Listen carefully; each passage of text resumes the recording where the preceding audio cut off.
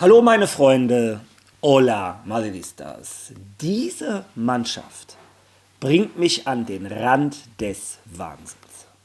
Ich schaue bald 40 Jahre Fußball und ich persönlich habe so einen Downfall in so einer kurzen Zeit noch nie gesehen.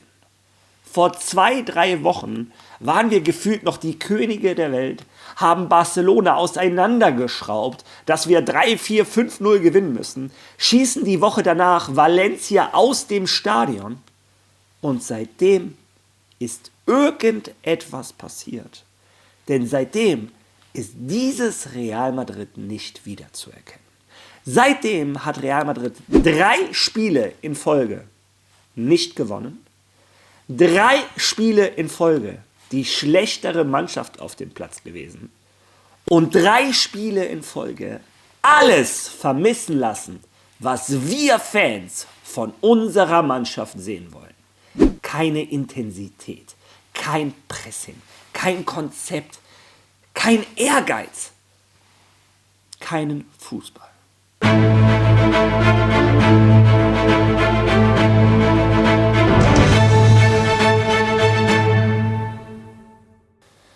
Ja, lasst uns erstmal mit Daten und Fakten anfangen. Elche 2, Real Madrid 2. Das bedeutet, in der Tabelle ist Real Madrid immer noch Tabellenerster. Und das ist, glaube ich, die einzige gute Nachricht, die ich heute im ganzen Video sagen werde. Real Madrid hat von 5 Punkten Vorsprung, die wir vor 2-3 Wochen noch hatten, 4 schon wieder verloren. Wir haben den FC Barcelona und Atletico Madrid zurück ins Titelrennen eingeladen. Danke dafür. Ja, fangen wir auch dann zunächst einmal mit der Aufstellung an, die unser Trainer Xabi Alonso gewählt hat. Und viele werden mir nicht glauben, was ich jetzt sage, aber ich werde versuchen, Xabi Alonso so viel es geht in Schutz zu nehmen. Und ich erkläre euch auch warum. Fangen wir zunächst einmal mit der Aufstellung an. Vor dem Anstoß war ich, bis auf einen Spieler, ich erkläre euch gleich warum, sehr zufrieden mit der Aufstellung. Xabi Alonso hat all das gemacht, was ich als Fan von Real Madrid verlange. Er hat rotiert. Nummer 1. Nummer 2, er hat endlich den Mut bewiesen, einen neuen Plan auf den Platz zu stellen. Der alte Plan hatte ja die letzten 2 Spiele nicht geklappt. Er hat mit 3 Innenverteidigern gespielt, mit 2 sehr offensiven Außenverteidigern. Fran Garcia, Trent Alexander-Arnold. Ich war begeistert. Eine Doppelsechs, die fußballerisch bei Real Madrid nicht zu übertreffen ist. Ein Arda Güler und ein Dani Ceballos sind die Jungs, die den besten Fuß wahrscheinlich in der Mannschaft haben. Ich war begeistert. Und vorne hat er mit einem Doppelsturm gespielt. Bin ich auch begeistert. Allerdings kommt da mein Kritikpunkt Nummer 1. Und zwar, ich hoffe, dass es das letzte Mal war, dass ich einen Rodrigo von Anfang an bei Real Madrid sehen muss. Rodrigo ist auf dem Weg zu einem historischen Rekord, der von Mariano Diaz gehalten wird. Rodrigo hat als Stürmer von Real Madrid, ich wiederhole, als Stürmer von Real Madrid 29 Spiele am Stück kein Tor gemacht. Das ist unmöglich. Das schafft nicht mal ich in meinem aktuellen körperlichen Zustand, mit meinem aktuellen Alter. Als Stürmer von Real Madrid, selbst aus Zufall prallt dir ein Ball irgendwann vor die Füße. Wenn du natürlich die Wege machst und dahin gehst, wo es weh tut, macht ein Rodrigo ja nicht. Naja, wie gesagt, er hat jetzt 29 Spiele. Ich drücke ihm natürlich die Daumen. Noch ein Spiel und er hat den Rekord von Mariano Diaz eingestellt. So. Genug mit Sarkasmus. Und ich sage immer wieder das Gleiche. Montags ist jeder ein guter Quarterback, so sagt man das in den USA. Montags wissen wir alle Bescheid. Montags kann ich sagen, warum hast du Fran Garcia spielen lassen? Warum hast du einen Dean Housen spielen lassen? Was auch immer. Warum hast du einen Dani Ceballos spielen lassen? Das ist mir aber zu einfach. Xabi Alonso hat das gemacht, was wir verlangt haben. Er hat Nationalspieler, er hat einen Vini, er hat einen Valverde draußen gelassen, die mal einen Denkzettel brauchen. Also, wie gesagt, ich versuche ihn wenig zu kritisieren. Bei den Auswechslungen muss man ihn allerdings kritisieren, denn damit hat er wieder einmal die Mannschaft nur verschlechtert. Aber das ist ein anderes Thema. Ja, Kommen wir jetzt zur Leistung von Real Madrid. Und es ist mir unangenehm, das, was wir gesehen haben, Leistung zu nennen. Kommen wir zur nächsten Copy- und Paste-Partie von Real Madrid. Denn was wir gesehen haben, war mehr oder weniger das gleiche Spiel wie gegen Rayo Vallecano. Das gleiche Spiel gegen Liverpool. Ich meine, gegen Liverpool, man denkt Liverpool in Anfield, eine Mannschaft, die mit Weltstars besetzt ist, da denkt man als Madrid-Fan, okay, da kann man vielleicht mal verlieren, aber nicht auf die Art und Weise, wie wir verloren haben. Dieses Liverpool hat von den letzten 10 Spielen 1 gewonnen. Gegen uns. Willst du mich verarschen? Ein Rayo Vallecano kann in der Liga keine 2 Spiele am Stück gewinnen. Und gegen uns holen die einen Punkt. Ein Elche, das die letzten 5, 6 Spiele nicht gewonnen hat, hat uns gestern teilweise an die Wand gespielt, vorgeführt, mit den simpelsten Mitteln. Und warum? Weil wir sie lassen. Und ich weiß, jetzt gibt es diejenigen, die sagen, der Trainer ist immer schuld, der Trainer muss die Kabine motivieren. Nein, da nehme ich einen Xabi Alonso mal aus der Gleichung. Diese Spieler haben letztes Jahr unter Carlo Ancelotti schon nicht die nötigen Meter gemacht, haben ihren Trainer hängen lassen. Ihren Trainer, der denen alles hat durchgehen lassen, haben sie im Stich gelassen, haben den Madridismo im Stich gelassen, haben jeden einzelnen Fan im Stich gelassen. Und diese Saison kriegen die einen komplett neuen Trainer, neues Konzept, neue Methoden, neue Dynamik. Und die Spieler machen wieder genau das Gleiche. Ein Xabi Alonso kann denen den Weg zeigen, aber den Weg müssen sie selber gehen. Und das tun sie nicht. Kein Feuer, kein Wille, keine Intensität. Jeder 50-50-Ball, jeder Zweikampf ging nach Elche. Wenn Elche den Ball hatte, hat Real Madrid den Raum gelassen, damit die schön den Ball annehmen können, den Ball verteilen können, sich freilaufen können. Wo ist das Pressing von Anfang der Saison? Das Pressing, was ein Xabi Alonso denen offensichtlich beigebracht hat. Die Spieler setzen es nicht um. Wo ist das Kollektiv? Wo ist die Laufbereitschaft dieser Mannschaft? Nicht vorhanden. Was möchte Real Madrid für ein Fußball spielen? Ich habe es gestern nicht erkannt.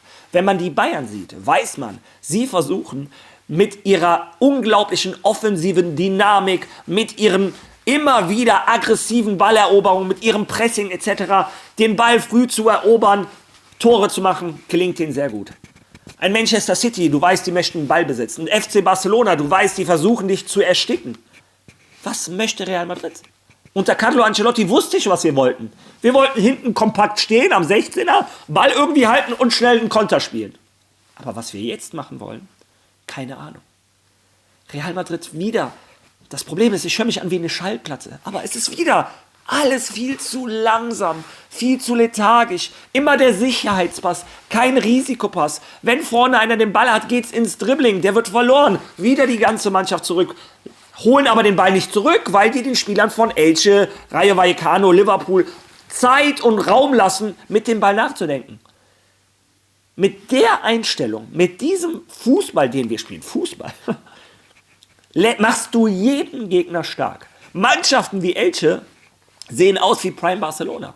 Die kombinieren sich dadurch, wie sie wollen. Das hat man auch beim ersten Tor gesehen. Übrigens mal wieder das typische Glück des Ex. Beide Ex-Spieler von Real Madrid haben gegen uns getroffen. Einmal Febas nach einer schönen Kombination, die viel zu leicht ist. Der Febas kann ganz entspannt am 16er einen Doppelpass spielen, steckt den Ball unter Thibaut Courtois durch. Viel zu einfach. Dann, was es noch schlimmer macht, ein Xabi Alonso hat ja, wie ich sage, das gemacht, was ich wollte, hat einen Gonzalo gebracht. Für mich war es falsch, einen Arda Güler für ihn rauszuholen, weil du brauchst ja irgendjemanden, der den Gonzalo auch füttert. Ja, wie dem auch sei, Real Madrid macht durch eine Ecke das 1:1, durch eine Standardsituation. Und man könnte jetzt denken, so, Real Madrid macht das 1:1, bei Elche werden die Beine müder, Real Madrid kriegt einen Motivationskick, Real Madrid wird sie jetzt rund um den eigenen 16er ersticken, wie es jede große Mannschaft in der Welt des Fußballs macht, wenn sie gegen eine kleinere Mannschaft den Ausgleich geschossen haben. Jede. Außer Real Madrid. Denn danach war Elche wieder die bessere Mannschaft. Ja, und dann macht Elche auch das 2:1. Wieder der Ex Álvaro Rodríguez. Wie gesagt, das ist ein Glück, was Real Madrid gepachtet hat, dass die Ex immer gegen uns treffen.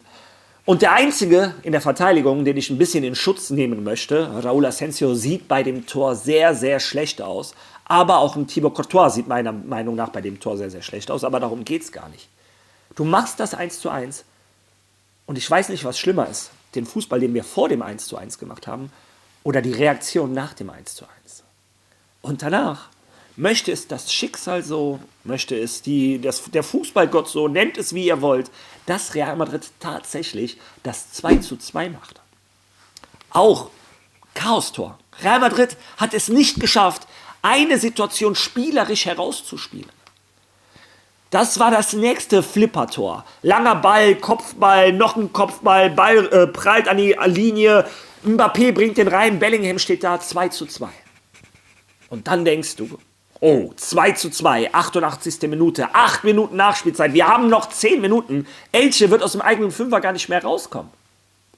Denkst du? Wir hatten eine Chance noch, wo ein Gonzalo, wenn der eine Schuhgröße länger hat, wahrscheinlich das 3:2 macht. Aber ganz ehrlich, natürlich bin ich Real Madrid-Fan. Natürlich wollte ich diese 3 Punkte.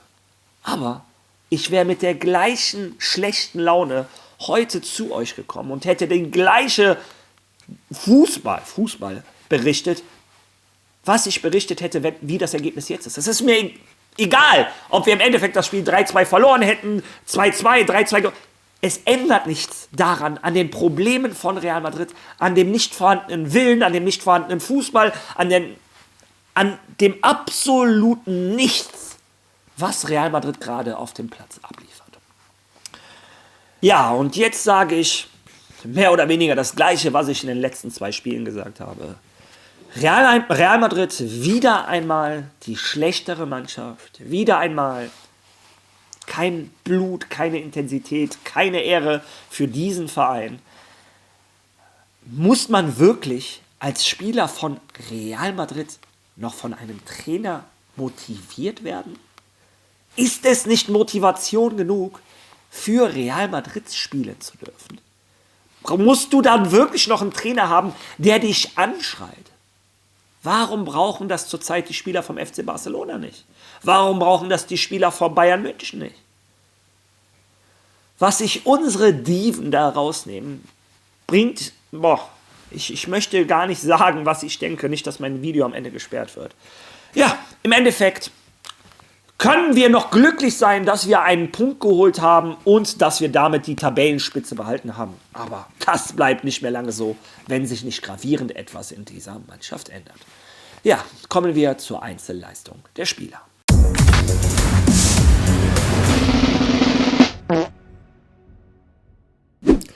Thibaut Courtois hat uns mit unglaublichen Paraden am Anfang des Spiels im Spiel gehalten. Was Dienhausen und Carreras da gemacht haben, ist nicht erstligatauglich teilweise. Die haben Spieler von Elche alleine aufs Tor geschickt. Egal, Thibaut Courtois hat uns im Spiel gehalten. Absolute Weltklasse. Dafür beim 2:1 sah er meiner Meinung nach nicht ganz gut aus. Im Großen und Ganzen war die Leistung von Thibaut Courtois okay. Rechts hinten Trent Alexander-Arnold. Nach vorne, gute Aktion, schöne Aktion, gute Flanken. Schick, macht eine Flanke auf Kylian Mbappé, wo er das 1:0 machen muss, aber der schießt den Torwart an. Aber nach hinten, um Himmels Willen. Der hat ja nicht mal Bock, den Ball zurückzugewinnen. Der hat ja nicht mal Bock auf einen Zweikampf. Der lässt die Gegner ja einfach an sich vorbeilaufen. Was ist denn das? Wow, ein Raúl Asensio ist der Einzige, den ich hinten ein bisschen in Schutz nehmen möchte. Er hat zumindest die nötige Intensität, Zweikampfstärke gezeigt, sah auch nicht in jedem Zweikampf super aus, also nein, aber hat zumindest von den 4 noch den meisten Willen gezeigt. Bei Dienhausen, um Himmels Willen, was ist aus diesem Jungen geworden? Keine Körper, keine Zweikampfstärke, keine Orientierung. Das ist der schlechteste Innenverteidigerleistung in den letzten 3 Spielen, die ich seit Jahren bei Real Madrid gesehen habe. Bring mir bitte den verletzten David Alaba zurück. Was ist denn bitte das? Das ist doch kein Innenverteidiger von Real Madrid. Also der Junge muss mal ganz schnell wieder in die Spur kommen. Und das gleiche Álvaro Carreras. Hat er gestern einen Zweikampf gewonnen? War der gestern einmal in einer Offensivaktion? Hat der defensiv irgendwann mal den Ball erobert? Also sorry, also ich möchte vielleicht lachen, damit ich nicht weinen muss, aber absolut grausam. Dann Dani Ceballos. Viele sagen seit Wochen, der muss seine Chance bekommen, der könnte eine Lösung für uns sein. Das ist ein spielerisch starker Sechser. Und du kriegst deine Chance für Real Madrid gegen Elche. Und das ist deine Leistung. Hat er überhaupt mitgespielt? Also, grobe Enttäuschung von Dani Ceballos. Dann Arda Güler. Keine Ahnung. Xabi Alonso beharrt darauf, einen Arda Güler auf der Doppel-6 spielen zu lassen. Während Arda Güler auf der 10 war, hat er und Kylian Mbappé Europa zerschossen. Jede Mannschaft in Europa hatte Panik vor Kylian Mbappé und Arda Güler. Und seit Arda Güler auf der 6 ist zufälligerweise auch ein Kylian Mbappé verschwunden. Aber ein Xabi Alonso beharrt darauf, ihn immer wieder auf der 6 spielen zu lassen. Er möchte aus ihm einen Vitinha, einen Pedri machen. Ob ein Arda Güler das kann ich jetzt noch nicht beurteilen. Gestern hat er mir auf der 6 wieder einmal nicht gefallen. Er hat es nicht geschafft, Real Madrid dominant zu machen. Naja, wie gesagt, für mich ist er sowieso ein Zehner. Aber auch kein gutes Spiel des jungen Türken. Jude Bellingham, ja, mehr oder weniger das Gleiche. Ich erinnere mich an Szenen, wo der einfach nicht mit zurückgelaufen ist. Wo ist das Zweikampfmonster, der ein Spiel dominieren konnte? Der hinten war, links war, rechts war, seine Anfangszeit bei Real Madrid, wo er noch begeistert war, für uns zu spielen. Wo ist diese Begeisterung? Und dann erlaubt es sich sein Vater, noch Sachen zu verlangen. Sein Vater müsste betteln, dass sein Sohn die nächsten Spiele nicht auf der Bank sitzt. Ja, und ja, vorne im Sturm. Gibt es eine schlechtere Schulnote als eine 6? Naja, für einen Rodrigo meine ich. Mbappé hat es ja noch hier und da mal versucht. Hat einmal 2 Torchancen gehabt, einmal ist der Ball ihm versprungen, einmal schießt er den Torwart an. Muss man auch sagen, Iñaki Peña hat den gut gehalten. Aber Rodrigo war das absolute Nichts. Ja, und dann zu den Auswechselspielern. Eduardo Camavinga hat mir noch gut gefallen, hat viele Bälle erobert, aber der ist kein Spielgestalter und deshalb verstehe ich auch nicht den Wechsel, wie du einen Dani Ceballos und einen Arda Güler rausholen kannst, beide Spielgestalter, und einen Stürmer und einen Camavinga da rein tust. Du gibst den Fußball, den bisschen Fußball, den du hast, gibst du auf. Du entscheidest dich auf ein Hin und Her. Und das hat man auch gesehen. Nach dem 2:2 hat Real Madrid die letzten 8 Minuten nicht dominiert oder 10 Minuten, sondern das war ein ausgeglichenes Spiel. Elche hätte auch noch ein Tor machen können. Die Auswechslung habe ich bei Xabi Alonso nicht verstanden. Ja, aber im Großen und Ganzen, Brahim, keine Ahnung, was mit dem Jungen passiert ist, ob wir jetzt nur noch seinen schlechten Bruder bei uns spielen sehen, aber auch nichts gebracht. Der einzige Einwechselspieler, Gonzalo, hat es noch probiert. Gonzalo hat die Laufwege gemacht, die ein Stürmer machen muss. Einmal hat ihn einen Zentimeter gefehlt, sonst würde ich jetzt hier über eine andere Leistung von dem Jungen wahrscheinlich reden. Aber ein Gonzalo hat noch nach hinten gekämpft, am eigenen 16er Bälle erobert. Ein Gonzalo hat zumindest diesen Spirit gezeigt, den ich gerne in anderen Spielern gesehen hätte. Ja, im Großen und Ganzen war es das, was es zum Spiel zu sagen gibt. Meiner Meinung nach die nächste herbe Enttäuschung. Dieses Real Madrid wird auf diese Art und Weise keinen Titel in dieser Saison holen. Ich habe langsam wieder das gleiche Gefühl wie letztes Jahr unter Carlo Ancelotti, dass ich mich nicht auf das nächste Spiel freue, sondern dass ich mich vor dem nächsten Spiel fürchte. Wir sehen uns morgen wieder. Bis dahin. A la Madrid.